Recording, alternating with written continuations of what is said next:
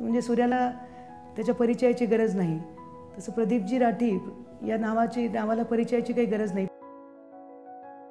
छोट्या मुलापासून पूर्ण वयस्कर लोकांपर्यंत एक सगळ्यांना मदत करणारे, राजकारणामधले प्लस समाजामधले प्लस एक समाजसेवी काम करणाऱ्यामध्ये म्हणून नाव त्यांचं फेमस आहे. आणि विचार एक डेप्थ असते त्यांच्या. मास्टर ऑफ मॅनेजमेंट म्हणायला हरकत नाही. आम्ही प्रदीप राठीला कधीच विसरणार नाही. असे आमच्या घरावर, आमच्या कुटुंबावर त्यांचे संस्कार आहेत. And he likes to do whatever gives happiness to the people. लोकांनी त्यांना लातूरचा बाबा आमटे म्हणला. मला शब्दच नाही त्यांच्याबद्दल काही बोलायला. म्हणजे खूपच हुशार आहे, अति. एवढं डोकं कोणाचंच चलत नाही. मी आजपर्यंत माझ्या आयुष्यात बघितलं नाही असा माणूस.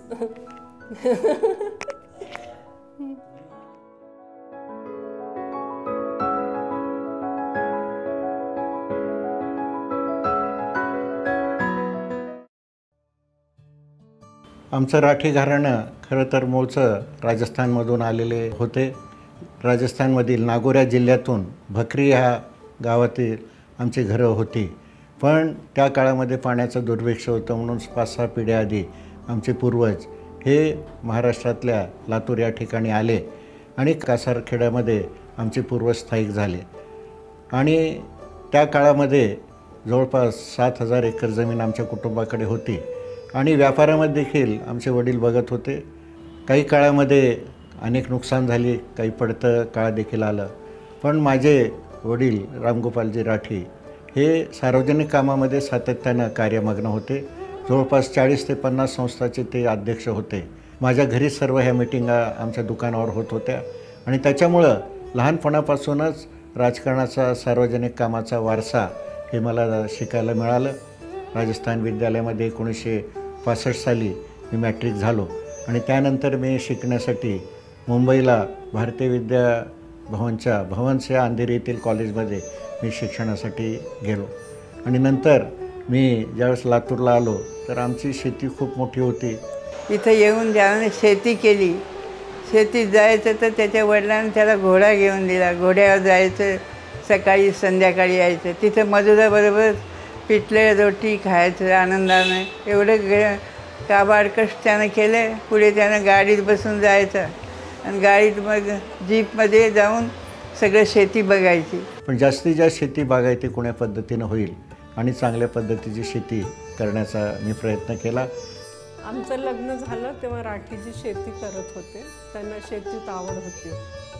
असं करता करता त्यांना मग राजकारणात आवड निर्माण झाली. मग विलासरावजी आणि हे दोघे एकदम फास्ट फ्रेंड होते. रोज विलासरावजी, तेव्हा त्यांना काही नव्हते पदवी वगैरे, ते आमच्या घरी रोज येत होते. दोघं भेटत होते. रोज बसून गप्पा मारायचे, जेवण खाऊन करायचे. सुरुवातीला शिवराज पाटील साहेब हे नगराध्यक्ष होते आणि माझ्या घरातूनच त्यांचं सगळं ठरत होतं. आणि हळूहळू राजकारणामध्ये नकळत मी ओढला गेलो. मग मी गावचा नगराध्यक्ष म्हणून काम करण्याची मला संधी मिळाली. मी बिनविरोध निवडून आलो. त्या काळामध्ये माझ्यावरच सर्व जबाबदारी होती आणि मी जवळपास 47 पैकी 42 वार्ड हे काँग्रेस पक्षाचे निवडून आणले आणि बिनविरोध मी नगराध्यक्ष झालो. मी संजय निराधार ह्या कमिटीचा चेअरमन म्हणून काम केलं. त्या काळामध्ये समाजातले जे अपंग आहेत, जे गोरगरीब आहेत, महारोगी आहेत, जे आंधळे आहेत, अशा सगळे लोकांना पेन्शन देण्याचं महत्त्वाचं काम हे माझ्याकडे आलं. मी प्रत्येक झोपड्यामध्ये जाऊन मीटिंग घेऊ लागलो आणि त्याच्यानंतर जे मी औद्योगिक क्षेत्रामध्ये काम करीत होतो त्याचबरोबर आता माझा जो ओढा आहे ते गरीब लोकांच्याकडे त्यांची सेवा करण्याकरते आणि त्यांचं दुःख कमी कुण्या पद्धतीनं होईल ह्याच्याकडे मी कार्य करू लागलो. आणि त्याच्यामुळं मला प्रचंड लोकप्रियता मिळाली. माझा संपर्क आला आणि त्याचाच परिपाक म्हणून मी लातूर शहराचा बिनविरोध नगराध्यक्ष म्हणून निवडून आलो. विलासरावजी त्या काळात आमदारांनंतर मंत्री झाले. शिवराज पाटील साहेब दिल्लीला मंत्री होते आणि लातूरचं ह्या दोघांचे राजकारण मी सांभाळत होतो. प्रदीपजींनी गेल्या 25-30 वर्षाच्या राजकारणामध्ये लातूर असेल, लातूर जिल्हा असेल, मराठवाड्याच्या संदर्भात असेल किंवा महाराष्ट्राच्या संदर्भात असेल अनेक ठिकाणी काम केलं. आणि सर्वात महत्त्वाची त्यांच्या आयुष्याचा एक अनमोल ठेवा आहे असं म्हणलं तर उचित होणार की आदरणीय शिवराज पाटील साहेबांचा विश्वास त्यांनी संपादन केला. पाटील साहेबांचा विश्वास संपादन करणं ही लहान गोष्ट नाही आणि आदरणीय पाटील साहेबांचा विश्वास वृद्धिंगत व्हावा, असाच कायम राहावा, याच पद्धतीने आपली वाटचाल पुढे राहावी अशी परमेश्वर चरणी प्रार्थना करतो. आणि पुढच्या काळामध्ये मी महाराष्ट्र प्रदेश काँग्रेसचा 8 वर्ष जनरल सेक्रेटरी म्हणून काम केलं. AICCमध्ये माझी निवड झाली आणि मी पंजाबला काँग्रेस पक्षाचा विधानसभेचा निरीक्षक म्हणून काम करण्याचं मला अमृतसरला काम देण्यात आलं आणि मी ते माझं महत्त्वाचं भाग्य समजतो. अतिशय चिकाटी, जिद्दी आणि मनापासून काम करणारा असा माझा थोरला भाऊ आहे तो. आणि प्रत्येक गोष्ट मनापासून करणे, भव्य दिव्य करणे, नाविन्यपूर्ण करणे आणि शॉर्ट पिरियडमध्ये करणे. आणि कोणतीही गोष्ट लहान मोठी झाली तर त्याला बिलकुल खपत नाही, एकदम ॲक्युरेसी त्याला पाहिजे. आणि म्हणून हळूहळू माझी प्रसिद्धी सगळ्या प्रदेश काँग्रेसमध्ये पसरली आणि प्रदेश काँग्रेसचे जे काही महत्त्वाचे कार्यक्रम होते, मग डॉक्टर मनमोहन सिंगांचा असेल, सोनिया गांधी साहेबाचा असेल, मी सगळ्यात आधी इंदिरा गांधीची त्या सत्तेवर नसताना मी लातूरला सभा घेतली, त्याचा मी संयोजक होतो. आणि आज मला अभिमानानं सांगावं वाटतं की त्या काळामध्ये जवळपास 4 लाख लोकांची सभा लातूरला घेतली. एकही गाडी कुठं पाठवली नाही, लोकांचा उत्स्फूर्त प्रतिसाद होता. तो माझ्या आयुष्यातला अत्यंत चांगला असा क्षण राहिला आणि मला त्याबद्दल खूप असं अभिमान वाटते. माझ्यावर शिवराज पाटील साहेबांनी, त्यावेळेसचे मुख्यमंत्री सुशीलकुमार शिंदे साहेबांनी आणि AICCने सोनिया गांधीची सभा मुंबईला घ्यायची जबाबदारी माझ्यावर दिली. मी प्रदीपला बोलवून म्हटलं, प्रदीप तुम्हाला हे सगळं माहिती आहे आणि तुम्ही करा. आणि त्यांनी केलं. ती एवढी मोठी सभा झाली की दिल्लीतल्या आमच्या माहितीतल्या ज्या सभा आहेत त्या सगळ्या सभेपेक्षा ती मोठी सभा होती. लोकांना उभारायला सुद्धा जागा नव्हती, बसायची तर वेगळं सोळा. आणि एअरपोर्टपासून ते शिवाजी मैदानापर्यंत ती जागा होती. त्याचा परिणाम असा झाला की काँग्रेस पक्षाचे लोक मुंबईमधून निवडून येत नव्हते जास्त संख्येने, पण त्या सभेनंतर फार मोठ्या संख्येने ते निवडून आले. 5 लाख लोकांची सभा शिवाजी पार्कवर झाली आणि त्याच्यामुळं खूप चांगल्या पद्धतीनं काँग्रेस पक्षाचा प्रचार झाला. की इंदिरा गांधी किंवा पंडितजी असतील, जे ज्या वेळेस ज्या राज्यात जात होते त्यावेळेस त्या राज्याचा पोशाख परिधान करून लोकांना आपली जवळीक कशी वाटावी, कशी निर्माण व्हावी ह्या पद्धतीनं प्रयत्न करत होते. ज्यावेळेस इंदिराजींचा 9वारी साडीतला फोटो सोनिया गांधींना मी पाठवला दिल्लीला, मग त्यांनी शिवराज पाटील साहेबांकडे संमती दिली आणि मी पुण्यामधून मुंबईमधून जवळपास 5 ते 6 लोकांना साड्या नेसवणाऱ्या स्त्रिया असा पूर्ण संच पाठवून दिला आणि सोनिया गांधीचा फोटो त्या ठिकाणी आम्हाला प्राप्त झाला. ज्यावेळेस सभा होती त्यावेळेस इंदिराजीचा आणि सोनियाजीचा दोन्ही फोटो मी सगळ्या न्यूजपेपरला प्रेस कॉन्फरन्स घेऊन दिलं आणि सगळ्यांनी फार मोठ्या प्रमाणात त्याची जाहिरात केली की सोनियाजी महाराष्ट्रीय पोशाखात म्हणून एक आकर्षक फोटो आणि एक आकर्षक ती घटना मला अविस्मरणीय अशी राहिली. मिसेस शिवराज पाटील जी, विलासराव देशमुख जी, प्रदीप राठी जी, भाइयों बहनों बुजुर्गों,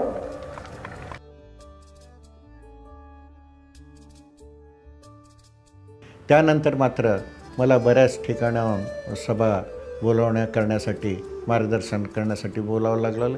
मी सोनिया गांधीच्या अनेक सभा पूर्ण महाराष्ट्रभर तर केल्याच, पण मी चाकूरला एक चांगल्या पद्धतीचं कार्यकर्त्यांचा मेळावा आणि सोनिया गांधीच्या सभा असं सोनिया गांधीचे दिवसभरचा कार्यक्रम मी घेतला होता. जवळपास महाराष्ट्रभरातून 5000 प्रमुख कार्यकर्ते त्या मेळाव्याला उपस्थित होते आणि जाहीर सभेला 4 ते 5 लाख लोक त्या ठिकाणी आले. हे सगळं बघून सोनियाजींनी मला AICCच्या अधिवेशनाला देखील तिथली रचना करण्यासाठी मला आदेश दिला, मला बोलावलं. पण त्याहीपेक्षा मला त्या स्वतःच्या विमानामध्ये श्रीनगर येथे मला घेऊन गेल्या आणि श्रीनगर देखील एक चांगली सभा करण्याचं जबाबदारी माझ्यावर आल्याने ते भाग्य मला लाभलं.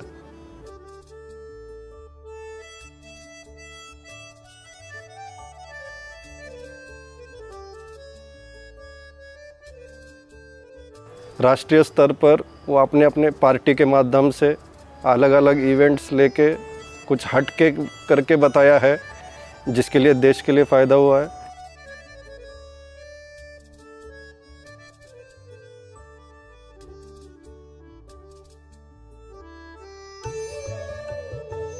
उसका जनसंपर्क इस ढंग का रहा कि भारत का कोई भी ऐसा व्यक्तिमत्व नहीं होगा जिसके साथ में उसका सहयोग नहीं रहा होगा।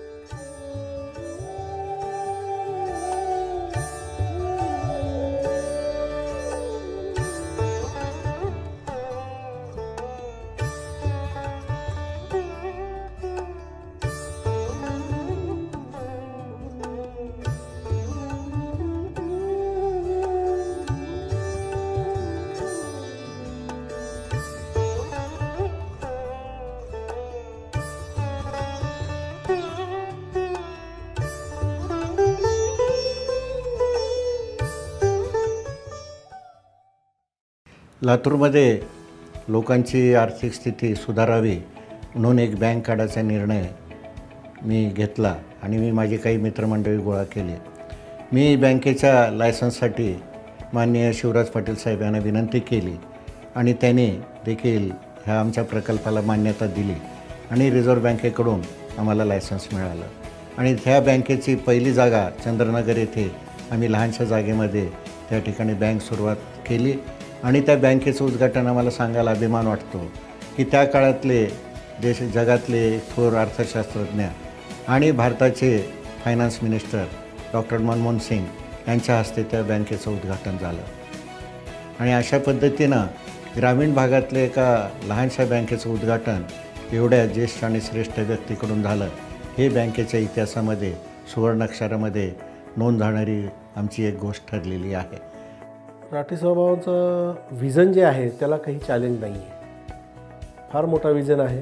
काम करण्याची 24 तास प्रवृत्ती आहे त्यांची। त्यांना म्हणजे असं टाळमटाळ केलेलं बिलकुल आवडत नाही। काम जेव्हाच्या तेव्हा जेव्हाच्या तिथं करेक्ट पाहिजे त्यांना। The main person in the bank, he knows everything about the bank, and when you know, because you are involved into the activities, I can tell you, you give him a call at night 11 o'clock, ask him the profitability of any branch, you ask him the deposit of any branch, you ask him which of your 10 big clients, and I challenge you, you take out the 10 big branch, mid-size branch and small branch, go and ask their chairperson or even CEO, they won't be knowing it. सकाळी पहाटे 6 पासून आमच्या अध्यक्षांचे phone सगळ्यांना चालू होतात, प्रत्येक मॅनेजरला आज काय आहे आज काय आहे हे न चुकता।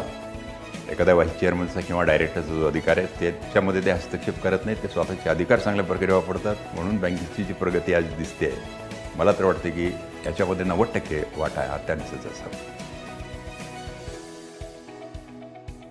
बँकेचं काम संपूर्ण मराठवाड्यामध्ये अतिशय चांगल्या पद्धतीने चाललेलं आहे, त्याबद्दल लाठीजींचं आणि त्यांच्या सर्व संचालक मंडळांचं एवढं अभिनंदन करावं तेवढं कमी आहे। त्यांचं घर म्हणजे कोणत्या शब्दामध्ये अभिनंदन करावं आज शब्दच अपुरे पडायला लागलेले आहेत। खरोखर अतिशय उत्तम इमारत त्यांनी बांधलेली आहे आणि बाळामध्ये एखादी गोष्ट घेतली की ती पूर्णत्वाला न्यायची आणि काहीतरी नवीन घडवायचं।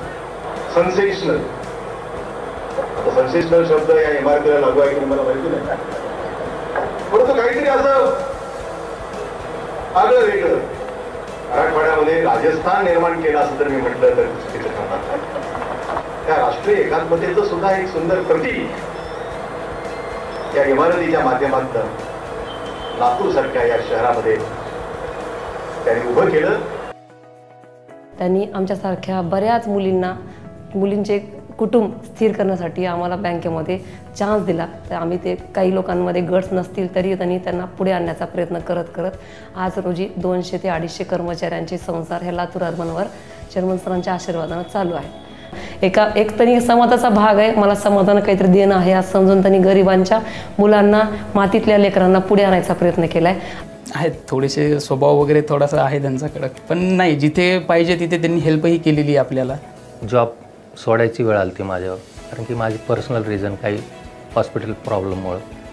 तर मला प्रदीपजी राठी माझे वडीलधारीत आहेत, त्यांनी एक मला सांगितलं की जॉब सोडण्यापेक्षा तू आपले पुणे ब्रँच जॉईन कर, ज्यामुळे तुला जॉब पण राहील, माइंड डायव्हर्ट होईल आणि तुझं ट्रीटमेंट हॉस्पिटलचं जी चालू आहे मुलीचं वगैरे ती पण होईल.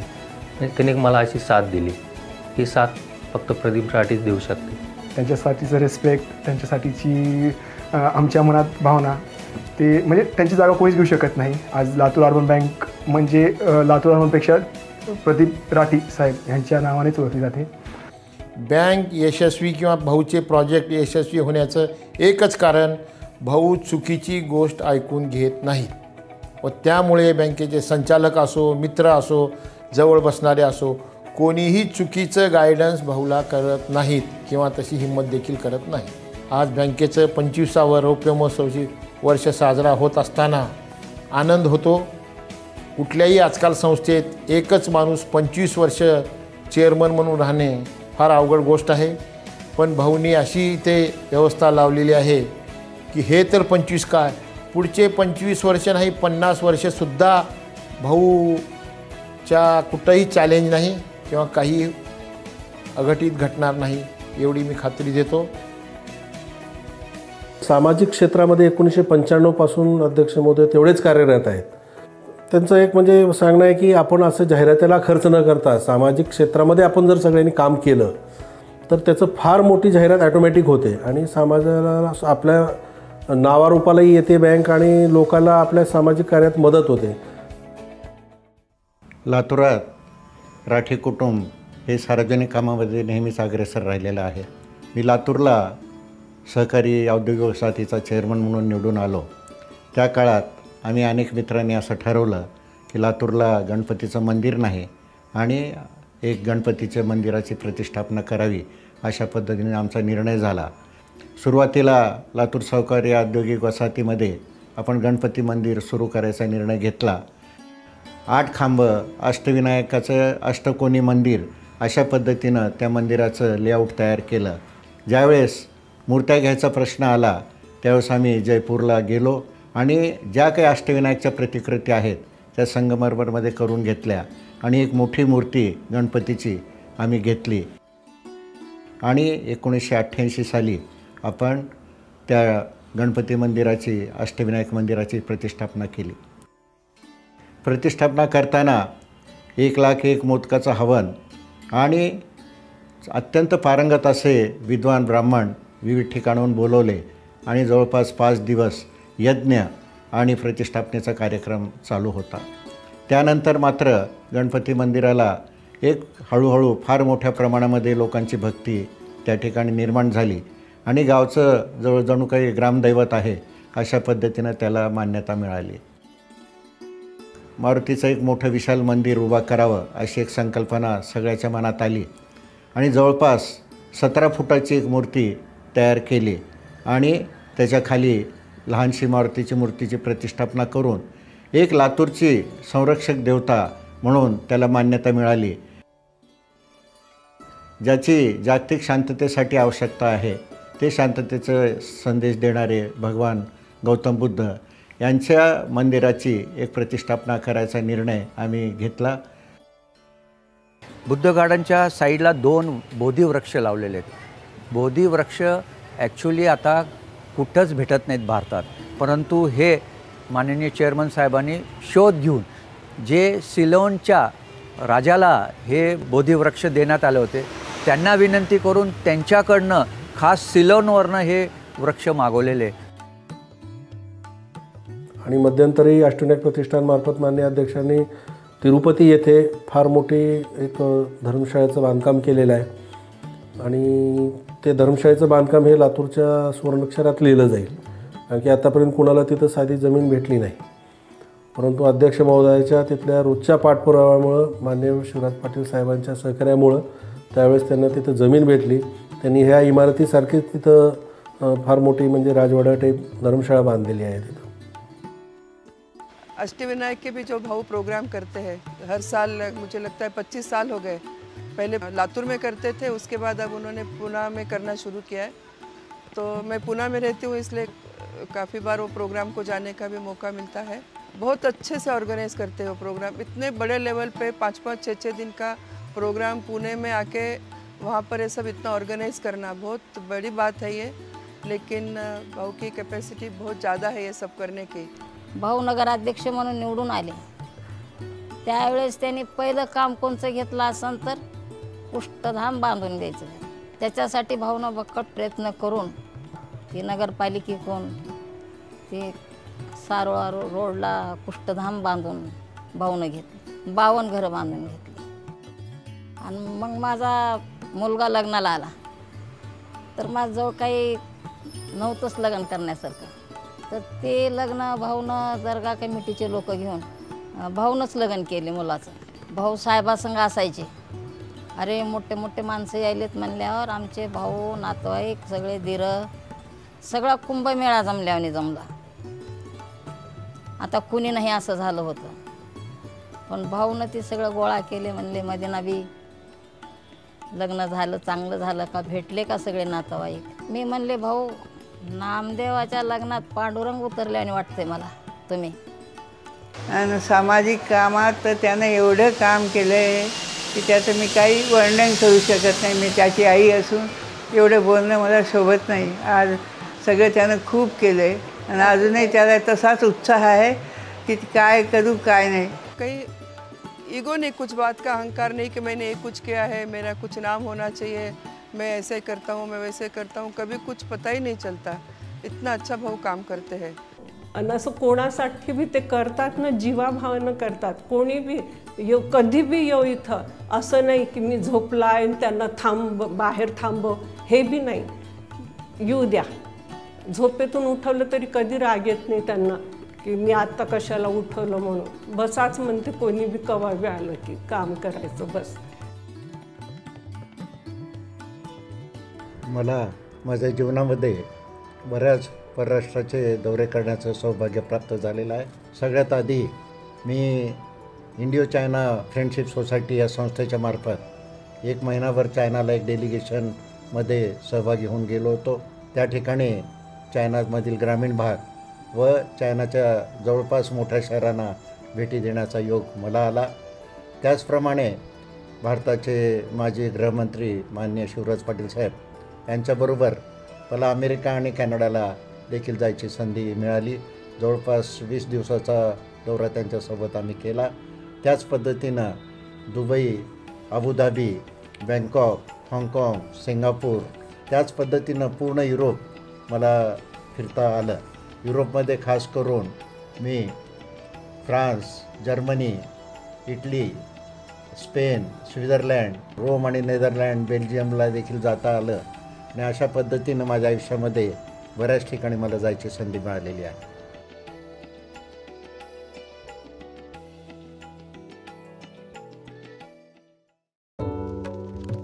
राठी साहेबांची आणि माझी ओळख काही अशातली नाही आहे। आम्ही बालपणचे मित्र आहेत, एका शाळेमध्ये आम्ही शिकलो आहे। लिडरशिप क्वालिटीज आणि लोकसंग्रह जो माणूस चांगल्या प्रकारे करू शकतो त्या अशा अनेक माणसांपैकी ते एक आहेत आणि उत्कृष्ट असं त्यांचं व्यवस्थापन असतं।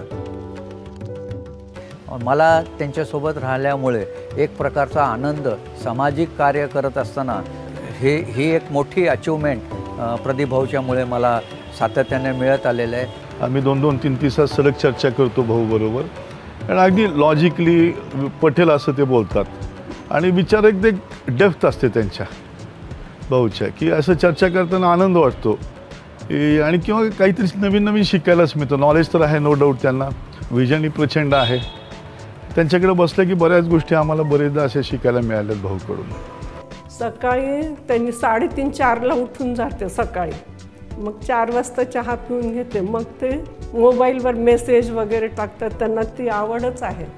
मग एवढ्या बँका त्यांनी निर्माण केल्या, शून्यातून सगळ्या बँका उभारल्या। पण हा एक गुण आहे सगळीकडे, ते प्रामाणिकपणा पूर्ण व्यवस्थित आहे सगळ्या बँका। अजून असं नाही की कुठं काही आहे का, नाही, बिलकुल एकदम ते असे बघतात की बस इथं बसून मी तिथं पुण्यात बी असते ना तर सगळीकडं फोन नसते चालू की काय चाललं। सकाळी उठल्याबरोबर 6 वाजल्यापासून ते फोन, काय झालं, काय चाललं, असं सगळीकडे पूर्ण फोन चालू असतात। ती सगळं हँडल करते आणि त्या काळात बी आमच्यात कधी भांडण म्हणून हे काहीच झालं नाही आजपर्यंत बी। असं नाही की त्यांनी कधी रागावले असेल या मी त्यांना जोऱ्यानं बोललं, काहीच नाही, बिलकुल नाही। असं एकदम चांगलं वातावरण, एकदम हसत खेळत सगळं 50 वर्ष निघून गेले. आत्ता पण वाटत नाही की आपल्याला 50 वर्ष लग्नाला होऊ लागले म्हणून. Everybody has an idea in their mind about superheroes wearing masks, capes, everything. But a real life hero is the one where you can look up to somebody. For me, my relation with my grandfather is when I have anything to do about life, I can look up to him any moment of time, any moment. Like he's always available for me. आम्ही 4 भावंड, 2 नंबरचे आमचे प्रदीप भाऊ. लहानपासून कोणतीही गोष्ट भव्य दिव्य करायची त्यांना सवय. तेवढेच कष्टाळू, प्रत्येक गोष्ट मनापासून करावी हे त्यांचा अगोदरपासूनच पिंड आहे त्यांचा. आणि लहानपणापासूनच त्यांना म्हणजे सार्वजनिक जीवनाची आवड आहे. त्यांच्याकडूनच आम्ही सगळ्या गोष्टी शिकलो. एकदा तो सकाळी बसला की रात्रभरपर्यंत काम होईपर्यंत तिथून हलणे नाही, तिथंच बसून राहतो. अतिशय चिकाटी, जिद्दी आणि मनापासून काम करणारा असा माझा थोरला भाऊ आहे तो. आमचं असं जॉईंट फॅमिली होती, खूप प्रेम होतं एक दुसऱ्याचं. आम्ही आता वेगळं बी राहतो ना, तर असं काही नाही की वेगळं झालो आपल्याला काय करायचं. पण परिवारचं त्यांनी पहिले बघतात सगळ्याचं, जिम्मेदारी सांगा नाही तर काही, सगळ्या परिवाराची असं लक्ष खूप ठेवतात सगळ्याचं.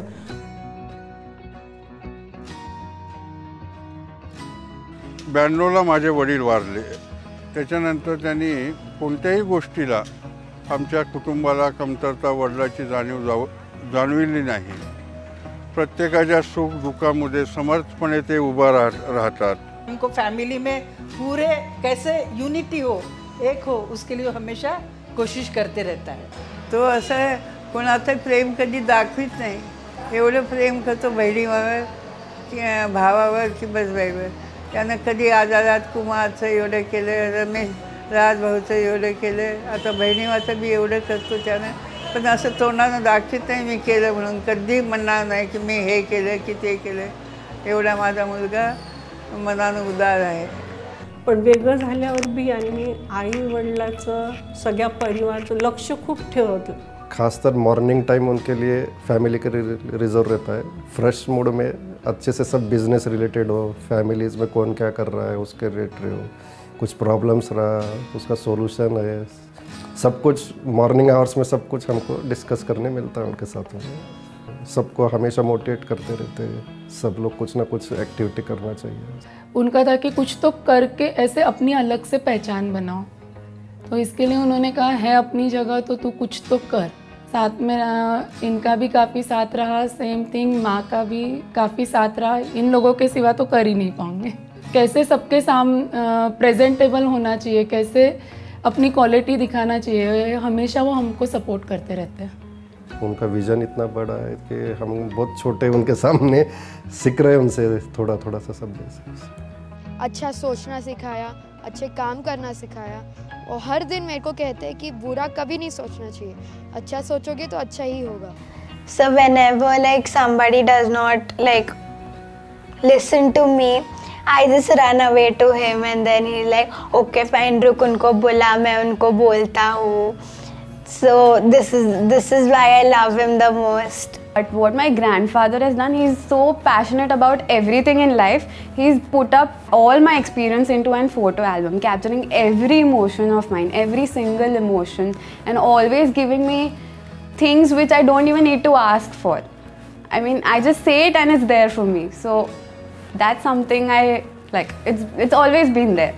आणि ती एवढ्या तडकाफडकी असते त्यांच्याजवळ. कोणचं बी काम आलं की जसं काही फास्ट, एकदम फास्ट सर्व्हिस असते. कोणी बी असं तिकडं ते तयार, ते काम होईपर्यंत चिकाटीनं सगळं, पिच्छा सोडत नाही त्या कामाचा बी.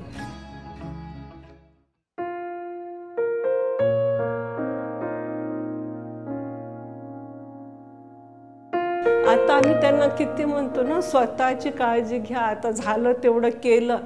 पण आता असं वाटते की एवढं नाही करावं त्यांची तब्येत बघून. कारण की ते कोणत्या पिरियडमधून गेले काय ते, म्हणजे खूप असं ते पिरियड तर एवढा खराब गेला वर्ष. कोणी म्हणत नव्हते की साहेब उठून उभारले म्हणून. एवढा खराब गेला पिरियड. पापा ने हम लोगों के लिए इतना कुछ किया है, बिना मांगे सब कुछ मिला है हमको. हाल ही में उनका मेडिकल प्रॉब्लम हुआ था थोड़ा किडनी रिलेटेड. मला एकच मुलगा आहे. माझ्या मुलांनीच किडनी दिली. तो असा निर्णय घेतला की नाही, पप्पाला आता मीच देणार म्हणून. तर सगळे बोलतातच नाही, एकच मुलगा आहे, त्यांच्या सासरवाडीचे काय सगळे की तुम्ही कसे देता म्हणून, तुम्ही नका देऊ असं. पण तो कोणाचं ऐकलं नाही, काही नाही. ठाम एक निश्चय, पप्पाला मी देणार. खूप चांगलं असं घडलं आणि आशीर्वाद आहे त्या गणपतीचा यांच्या मागं. एवढा मोठा आशीर्वाद आहे की बस. आणि अशा परिस्थितीमध्ये त्यांचं ते धैर्य बघितल्यानंतर आमच्या असं लक्षात आलं की कदाचित हे सगळं त्या कामाचंच, आपण ज्याला पाप पुण्याची कल्पना करतो, तर हे सगळं पुण्य त्यांच्या पाठीशी उभा राहिलं आणि ते पुन्हा एकदा फिनिक्स पक्षाप्रमाणे राखतून जसं उभा राहतो पक्षी तो, तसं त्या पद्धतीनं पुन्हा एकदा नव्यानं उभारले. आणि आता इथून पुढचं जे बोनस आयुष्य त्यांना मिळालेलं आहे परमेश्वराच्या कृपेनं, त्या त्या आयुष्याचा उपयोग ते नक्की अजून समाजासाठी, लातूरच नव्हे तर आपल्या विभागासाठी करतील याची मला खात्री आहे.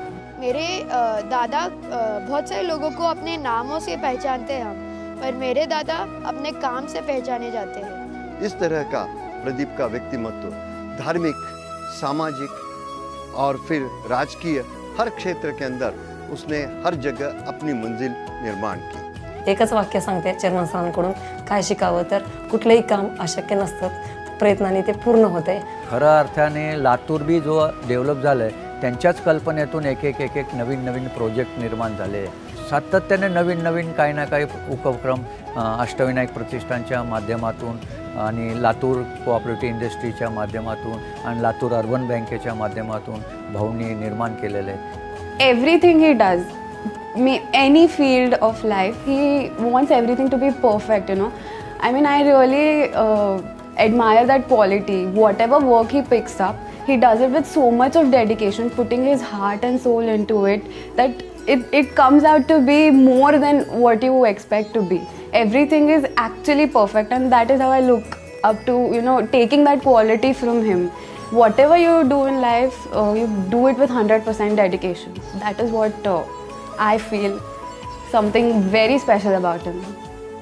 तो एक शायरी कहती हूँ सर, काम ऐसा करो कि पहचान बन जाए, कदम ऐसा चलो कि निशान बन जाए.